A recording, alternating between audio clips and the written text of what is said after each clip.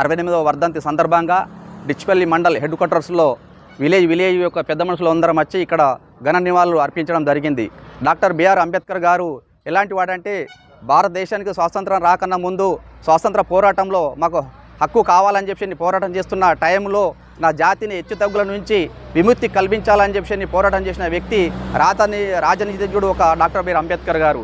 మరి స్వాతంత్రం వచ్చిన తర్వాత భారతదేశానికి ఒక దిశానిర్దేశం కావాలని ఆలోచన చేసినప్పుడు భారతదేశానికి ఒక రాజ్యాంగాన్ని రాసిపెట్టిన ఘనత రాజ్యాంగాన్ని రాసిపెట్టిన ఘనత మన డాక్టర్ బిఆర్ అంబేద్కర్ గారికి చెందుతుందని చెప్పి ఈ విధంగా మేము తెలియజేస్తున్నాం.